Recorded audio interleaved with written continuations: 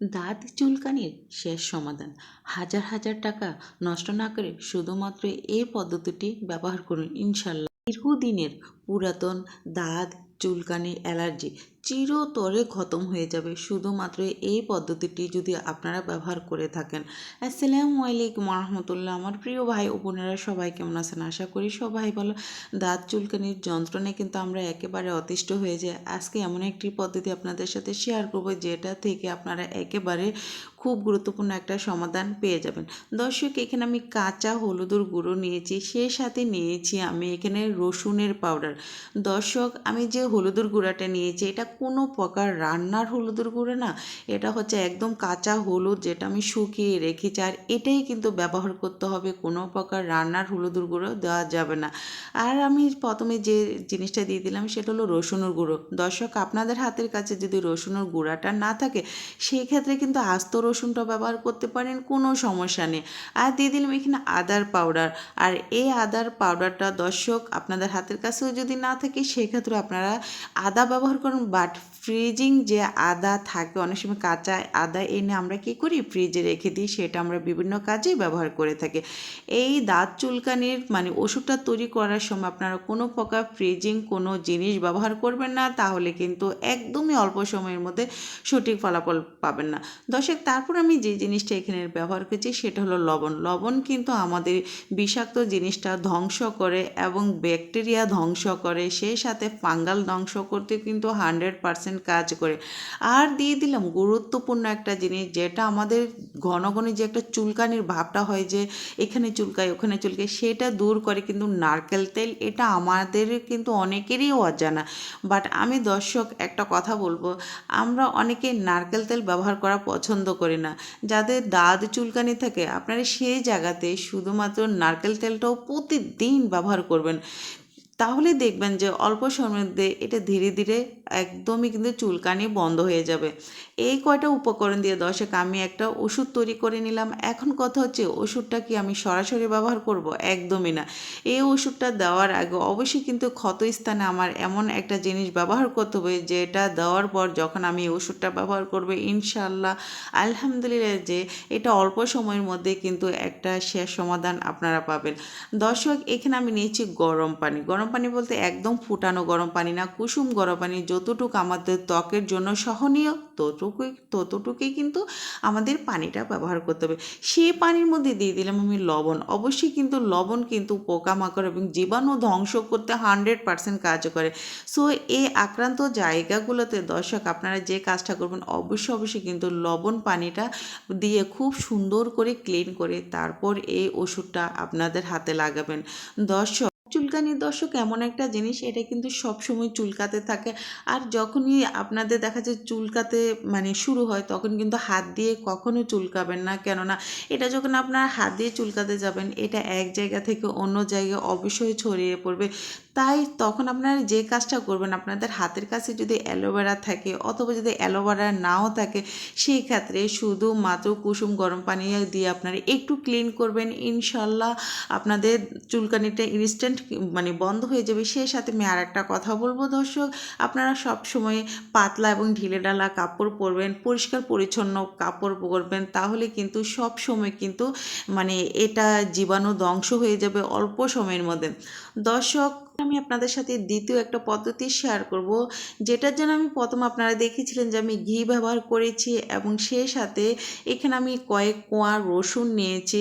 আর আমার কাছে কিন্তু এই রসুনটাই ছিল এই মুহূর্তে। তবে এই রসুনের থেকেও দর্শক আমি বলবো ছোটো ছোটো যে রসুনগুলো থাকে সেটা কিন্তু খুবই উপকারী এবং সেটার গ্রানটাও কিন্তু অনেকটাই কিন্তু উপকারী আমাদের এইসব জীবাণু ধ্বংস করতে। আর এই রসুনগুলোকে কিন্তু খুব ছোটো ছোটো করে কেটে নিতে হবে। দর্শক, আমি আরেকটা গুরুত্বপূর্ণ কথা আপনাদের সাথে শেয়ার করব যে আমি প্রথম যে রেমেডিটা তৈরি করেছি এটা কখনো বাচ্চাদের লাগাতে যাবেন না এবং অবশ্যই চেষ্টা করবেন এটা যারা বয়স্ক আপু এবং ভাইরা তারাই ব্যবহার করবেন। আর এখন যে পদ্ধতিটা আমি ব্যবহার করতেছি এটা চেষ্টা করবেন যে বাচ্চা থেকে শুরু করে ছোট বড় সবাই ব্যবহার করতে পারবে, কেননা বাচ্চাদের স্কিনটা কিন্তু খুবই সেনসিটিভ এবং তাদের জন্য যেটা প্রয়োজন আমরা কিন্তু সেটাই ব্যবহার করতে হবে। সো এখানে দেখুন আমি যে মধু নিয়েছি, আর আমি যতটুকু মধু নিয়েছি আপনারা চাইলে এর থেকেও একটু কম ব্যবহার করতে পারেন, কোনো সমস্যা না। আর দর্শক দেখুন এভাবে কিন্তু আমি রসুনগুলোকে খুব সুন্দর করে কেটে নিলাম। আর এখানে কিন্তু আমি আরও কয়েকটা জিনিস অ্যাড করবো ইনশাল্লাহ, এগুলো কিন্তু আমাদের ঘরেই থাকা জিনিস। আর এই ঘরে থাকা উপকরণ দিয়ে কিন্তু আমরা পারি খুবই গুরুত্বপূর্ণ একটা রোগ থেকে মুক্তি পেতে। দর্শক এখন যে জিনিসটা নিয়েছি এটা হলো আমি নিম পাতা নিয়েছি, শুকনো নিম পাতা। আর এখন কিন্তু কচি নিম পাতা পাওয়া যায়। সো আপনাদের হাতের কাছে যদি শুকনো নিম পাতা না থাকে সেক্ষেত্রে আপনারা যে কাজটা করবেন অবশ্যই কিন্তু মানে কচি নিম পাতাটাও ব্যবহার করতে পারেন। আর এই দিকে আমি যে জিনিসটি নিলাম, এখন আমি এটা শুকনো আদা ব্যবহার করতেছি। আর এই আদাটা কিন্তু কোনো প্রকার প্রয়োজন না দর্শক, আমি এটাকে আদা শুকিয়ে তারপর রেখেছি। এই আদা শুকনো আদা কিন্তু আমাদের অনেকটাই উপকারে লাগে। সো দর্শক দেখুন এই কয়েকটা উপকরণ আমি এখন যে কাজটা করবো অফ ক্যামেরায় কিন্তু আমি চুলোর মধ্যে গরম করে নিয়েছি দর্শক, এটা আপনাদের দেখানোর জন্য। বাট এই রসুনটা যতক্ষণ পর্যন্ত বাদামি কালার হবে না ততক্ষণ পর্যন্ত কিন্তু এটাকে চুলার উপর খুব ভালো করে বলক আনতে হবে। এবং এখানে যে ঘিটা আপনারা যতটুকু দেখতেছেন এটা কিন্তু কমে যাবে। তাই যতক্ষণ পর্যন্ত এই রসুনটা বাদামি কালার হবে না অবশ্যই কিন্তু আপনারা এটাকে বাদামি কালার করে নেবেন। বাদামি কালার করার পর যে কাজটা আমাদের করতে হবে, এটা ছেঁকে তারপর শুধুমাত্র যে তেলটা সেটাই কিন্তু আমাদের ত্বকে লাগাতে হবে। এবং এটা যখন আপনারা ব্যবহার করবেন তখন কিন্তু অবশ্যই গরম করে কুসুম অবস্থায় কিন্তু এটা ব্যবহার করবেন, তাহলে কিন্তু ফলাফলটা অবশ্যই পাবেন। দর্শক প্রথম যে রেমেডিটা তৈরি করেছি সেটা তৈরি করে ইনস্ট্যান্ট ব্যবহার করতে হবে এবং পুনরায় যখন আপনারা ব্যবহার করবেন অবশ্যই কিন্তু আপনাদের আবার তৈরি করে তারপর ব্যবহার করতে হবে। এখন যে পদ্ধতিটা আমি তৈরি করেছি এটা তৈরি করে একটা কোটায় রেখে দিবেন। প্রতিদিন রাতে যে আক্রান্ত জায়গায় সেটা ক্লিন করে তারপর কিন্তু আপনারা এই জিনিসটা লাগিয়ে দিবেন। ইনশাল্লাহ দর্শক একটু একটু করে কিন্তু আপনাদের দাঁত চুলকানি যে জায়গাতে হয় চিরতরে মুক্তি পাবেন। দাঁত কিন্তু দু রকমের হয়, আর একটা হলো শুকনো আর একটা হলো লালচে ভাব, যেটা খুবই ভয়ঙ্কর। সো দর্শক এই দুটো দাঁত চুলকানি কিন্তু চিরতরে খতম হবে যদি আমার এই পদ্ধতিগুলো আপনারা শেয়ার করেন। দর্শক দেখুন প্রথমত আপনারা দেখেছি কুসুম পানি দিয়ে কিন্তু আমি একটু ক্লিন করে নিলাম। তারপর আমি যে কাজটা করব যে অ্যালোভেরা, অবশ্যই কিন্তু এখানে অ্যালোভেরা দিয়ে ক্ষতস্থানটা ভালো করে ক্লিন করবেন। এটা করার উদ্দেশ্য হলো দর্শক আমি আবারও বলবো যে যখন আপনাদের অতিমাত্রায় চুলকানি হবে যে ওষুধ তৈরি করা কিন্তু এই মুহূর্তে সম্ভব না, তখন আপনারা অ্যালোভেরা এনে সেই জায়গাতে যখন আপনারা একটু ম্যাসেজ করবেন ইনশাল্লাহ ইনস্ট্যান্ট কিন্তু চুলকানিটা বন্ধ হয়ে যাবে। কোনো প্রকার হাত দিয়ে চুলকাতে যাবেন না, কেননা এটা এক জায়গা থেকে অন্য জায়গায় ছড়িয়ে যায়। সো দর্শক দেখুন এভাবে যখন আপনারা অ্যালোভেরাটা ব্যবহার করবেন তারপরে কিন্তু আপনারা এই তেলটা লাগিয়ে দিবেন। এইটা কিন্তু ম্যাজিকের মতো কাজ করে, বিশেষ করে ছোট বড় সবাই কিন্তু ব্যবহার করতে পারেন ইনশাল্লাহ।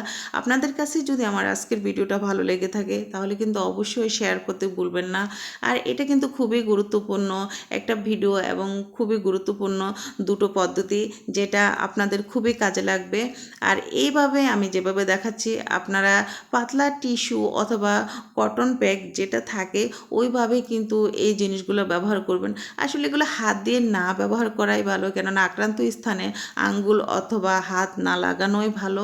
যত এসব টিস্যু এবং অথবা আপনার তুলো থাকলে তুলো দিয়েও কিন্তু আপনারা এগুলো আক্রান্ত স্থানে লাগাতে পারেন।